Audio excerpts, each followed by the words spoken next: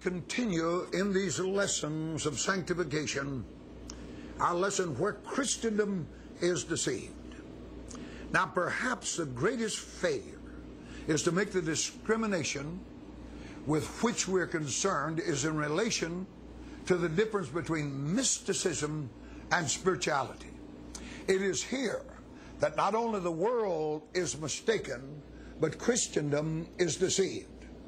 Now, when we speak of Cain and the way of Cain, we're accustomed to recall immediately his act of murder born of jealousy and malice. But there's another side to remember, and we must be fair to Cain or we miss the whole point. Cain did not exclude or ignore God. He acknowledged God, then he built an altar to God. Cain worshiped with his whole aesthetic sense, and Cain murdered his brother. Christendom is largely constituted by this sense. It's architecture, it's ritual, it's music, it's adornment, it's lighting or lack of lighting, it's tone, it's atmosphere, it's vestments, and so forth. But Cain did not get through to God, and neither did the Jews. All religions have this soulish feature in common, more or less. And it is there that the fatal blunder has been made by many religious people who contend that other religions, which are undoubtedly devout and sincere, should not be interfered with, but the good in them should be recognized and accepted. Now, simplicity may give God a chance, but it's not necessarily spiritual. How near to the truth in perception and interpretation can the mystical go? What a wonderful things can the imagination see, even in the Bible? What thrills of amazement, ecstasy, can be shot through an audience or congregation by a soul master. But it all may be a false world with no divine and eternal issues. What an artificial world we live in. And the tragedy in this melodrama is that it is real life to so many. The soul world is the devil's imitation. How Satan must laugh behind this mask. Oh, for reality, the reality of the eternal. Now, while a cultured soul with a keen sense of the beautiful and the sublime is immeasurably preferable to a sordid one, so far as the world is concerned, it's not necessarily a criterion that such has a personal, living knowledge of God as a person and has really been born again. The soul realm is a complex and dangerous one and can take people out of their depths, but then land them in moral, mental, and physical ruin with all hope gone. So we look here at the attributes of the Spirit. As the soul is a trinity of reason, affection, and volition, so is the Spirit a trinity. Its attributes are conscience, communion, and intuition. Now, when Adam sinned, he did so as a result of what seemed to be him to be a sound and right argument and reason and judgment of what was good and desirable. Now, the conscience which accused him and caused him to make an excuse could not restore him to God's favor, but forever kept God in his consciousness. Now, we're not saying that human conscience is infallible and always right. Most certainly it is not. We can have a sense of right and wrong which is altogether misinformed and false, and Satan then can play tricks with the conscience. We're only pointing out what conscience is as an attribute of the Spirit. Christ is God's perfect standard for conscience, and union with Christ is the only ground of life in the Spirit. Now, with the whole human spirit, conscience must be quickened from above.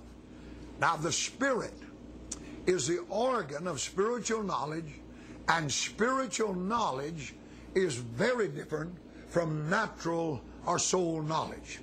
Intuition is that faculty of spiritual intelligence by which all spiritual beings work. Angels serve the will of God by intuitive discernment. The only knowledge of God which is of spiritual value for ourselves or for others by our ministry is that we have by revelation of the Holy Spirit within our own spirit. Christianity is a revelation, or it is nothing. The Apostle Paul makes it very clear that the secret of everything in his life and service was the fact that he received his gospel by revelation.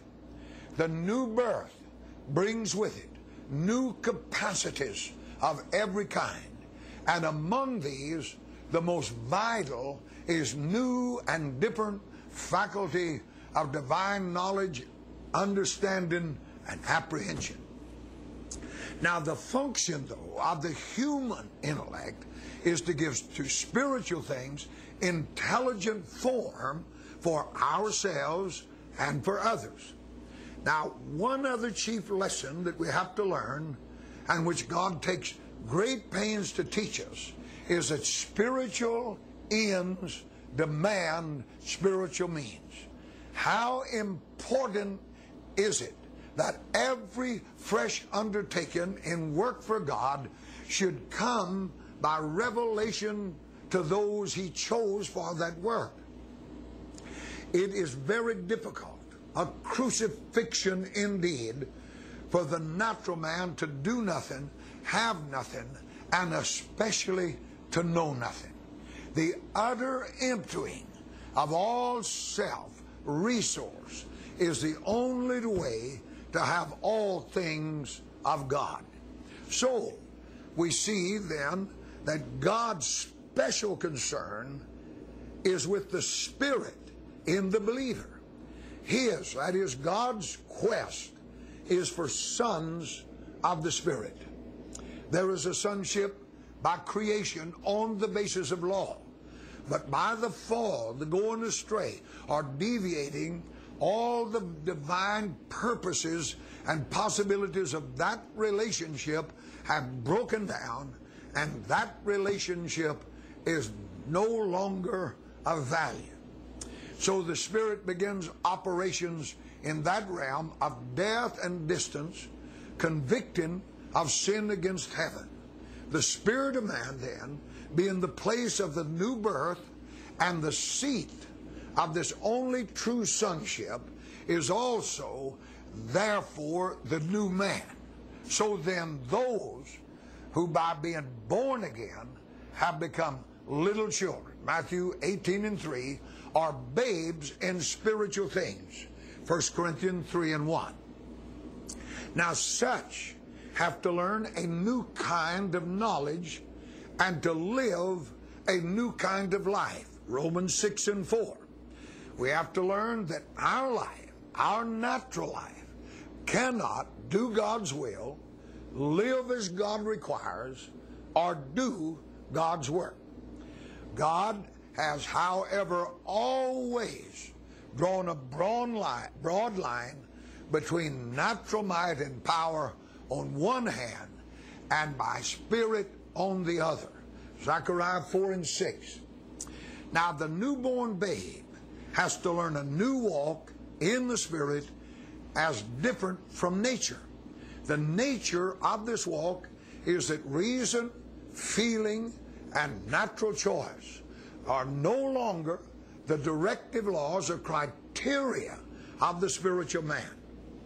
Now, the reason would dictate a certain course. The affections would urge in a certain direction. The will would seek to fulfill these judgments and desires. Now, to learn to walk in the Spirit is the life lesson of the new man as he is vindicated. We must remember the law of this walk, which is faith. Faith, apart from works, is dead. James 2:26. How true that is. But the works of faith are not those of the flesh. The things of the Spirit are foolishness to the flesh. Thus, faith is the law of the walk of the new man. The things of the Spirit are foolish to the natural man. Now, men seek the origin of Christianity among the philosophy of the first century church. Scholars contrast it still with these philosophies and schemes in those of latter growth. Has it never occurred to men how much more Christianity is than a philosophy? That it includes a science, a biology pure and simple. As well might the naturalist contrast zoology with chemistry, the living with the dead, as tried to explain the spiritual life in terms of the mind alone. It must be seen that the characteristics of the Christian religion is its life, and that a true theology must begin with a biology. Now, if this analogy can be worked out, we should expect answers to at least 3 questions. The answers, I believe, will help us in our faith to lay hold of this truth of sanctification or being conformed to the image of Christ. Now, the first question, what corresponds to the protoplasm in the spiritual sphere? Second, what is the life? And third, what do we know about the process and the plan? Now, in this lesson, we look particularly at what corresponds to the protoplasm. We would forsake the lines of nature were we to imagine for a moment that the new creature was made out of nothing. Nothing can be made out of nothing. Matter is uncreatable and indestructible. Nature and man can only form and transform.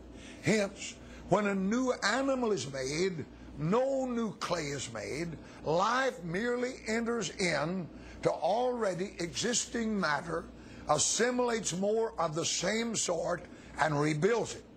Now, the spiritual life works in the same way. He must have a peculiar kind of protoplasm, a basis of life, and that must be already existing. To bear the heavenly, we must also bear the earthly. Now, the spiritual life finds this in the materials of character with which the natural man is previously provided. Mind and character, the will, the affections, the moral nature. These form the basis of spiritual life. Now, to look in this direction for the basis of spiritual life is consistent with all analogy. The lowest mineral world mainly supplies the material. This is true for the insect species. The vegetable kingdom supplies the material for the animal. The natural man supplies then the material for the spiritual. Now, it's not necessary to go so far into the psychology either of the new creation or of the old to define more clearly what these moral bases are. It is the spirit of man. This is where it resides. It is enough to discover that in this womb the new creature is to be born, fashioned out of the mental and moral parts, substance or essence of the natural man. The only thing to be insisted upon is that in the natural man, this mental and moral substance or basis is spiritually dead. However active the intellectual or moral life may be, it is dead from the point of view of this other life. That which is flesh is flesh. It lacks the kind of life which constitutes the difference between the Christian and the non-Christian. It has not yet been born of the Spirit. Now, to show further that this protoplasm or spirit of man possesses the necessary properties of a normal protoplasm, it will be necessary to examine what these properties are. They're two in number. Number one, the capacity for life and plasticity, or the ability to be molded. Not enough to find an adequate supply of material. That material must be the right kind. All kinds of matter have not the power to be the vehicle of life. All kinds of matter are not even fitted to be the vehicle of electricity. What peculiarity there is in carbon, oxygen, and nitrogen when combined in a certain way to receive life, we cannot tell. We only know that this life is always associated in nature with this particular basis and never with any other. Now, we're not in the same darkness as regard to the spiritual life. When we look at the complex combination which we predicate as a basis for spiritual life, we do find something that gives it a peculiar qualification for being the protoplasm of the Christ life. We discover one strong reason at least, not only why this kind of life should be associated with this kind of protoplasm, but why it should never be associated with other kinds which seem to resemble it. Why? For instance, the spiritual life should not be engrafted upon the intelligence of a dog or the instinct of an ant. The protoplasm of spirit or spirit in man has something in addition to its instincts or habit. It has a capacity for God. In this capacity for God lives its receptivity. It is the very protoplasm that was necessary. The chamber is not only ready to receive the new life, but the guest is expected.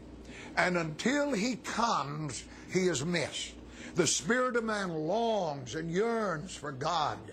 This is not peculiar to the protoplasm of the Christian spirit. In every land and age, there's been altars to the unknown God. And the universal cry of the human soul is, I perish with hunger. This is a cry that fits it for Christ. Now, the other quality we're looking for in the spirit of man is the ability to be molded. Conformity demands conformability. This plasticity is not only a mark characteristic of all forms of life, but in a very special sense of the highest form. It increases steadily as you rise in the scale. Now, when we reach the soul and the spirit, this mobility is found in its most developed form. When we regard its susceptibility to impression, its lightning response even to influence, or its vast powers of growth, we're forced to recognize in this the most perfect capacity for change. The marvelous plasticity of the mind contains at once the possibility and prophecy of its transformation. The soul, in a word, was made to be converted. What is the life? Now, the main reason for giving the life, the agent of this change, a separate treatment, is to emphasize the distinction between it and the natural man on the one hand and the spiritual man on the other. The natural man is its basis, the spiritual man its product. The life itself is something different. Just as any organism, we have these three things: formative matter, form matter, and the forming principle of life. So in the soul, we have the old nature, the renewed nature, and the transforming life. No man has yet seen this life. It cannot be analyzed, weighed, or traced in its essential nature. But this is just what we expected. This invisibility is the same property we found to be peculiar in the natural life. We saw no life in the first embryo, in the oak, the palm, the bird, or in human. In the Christian, we shall not expect to see it, for we now move among the spiritual, which lies beyond the grossness of the natural eye. Now, we do not pretend that science can define this life to be Christ. It has no definition for its own life, much less for this life. But because the law of this walk is faith, and by faith we do understand, we know this life to be Christ. There converge in lines which point in this direction, that it is the Christ. There was one of whom history acknowledges to have been the truth. One of his claims was this: I am the life.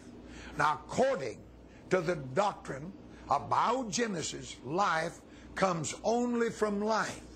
It was his additional claim that his function in the world was to give life to men. I'm come that you might have life, and that you might have it more abundantly. This could not refer to natural life, for men already had that kind of life. He that hath the Son hath another kind of life. Know ye not your own selves that Jesus Christ is in you? Now, all through history, there have been those whose characters assumed a strange resemblance to him, who was the life. Now, when we see the bird character appear in an organism, we assume that the bird life has been at work. Likewise, when we behold conformity to type in a Christian and know that the type can be produced by the type of life alone, then we know that the Christ life has been at work. If every effect demands a cause, what other cause is there for a Christian? This is the mark and nature of sanctification. And he who knows this will not be deceived by the imitation. Hallelujah.